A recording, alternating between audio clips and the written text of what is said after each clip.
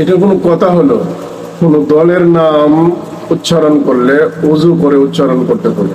একটা পার্টির নাম মুখ দিয়ে বললে আগে ওযু করে তারপরে এই দলের বিরুদ্ধে মন্তব্য করতে হবে, কথা বলতে হবে। এরা নাকি উলামা দল।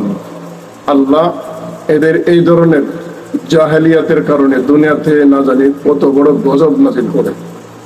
কেমন পূজারী হলে, কেমন নেতা পূজারী হলে, কেমন দল পূজারী হলে এই ধরনের বেফাস মন্তব্য করতে পারে।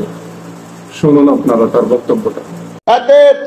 সকল দলের সকল নেতৃবৃন্দকে বলে দিচ্ছি, বিএনপির বিরুদ্ধে কোনো কথাবার্তা বলতে হলে সাবধানের সাথে ওযু করে কথা বলবেন।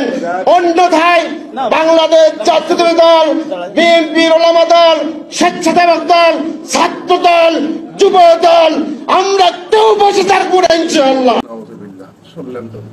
আমরা জানি কোরআন হাদিস তেলাওয়াত করলে ওযু করতে হয়, নামাজ পড়লে ওযু করতে হয়, কোন নেক কাজ করলে ওযু করতে হয়।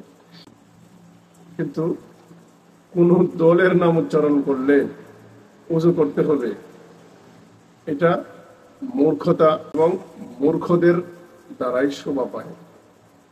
একজন প্রকৃত মুসলিম যে ইসলামকে ভালোবাসে, আল্লাহ এবং রসুলকে ভালোবাসে, তার জবান দিয়ে কোনোদিন এই ধরনের বেফাস কথা বের হইতে পারে না। আল্লাহ তাআলা সকলকেই সহিহ বুঝার তৌফিক দান করুন, আমিন।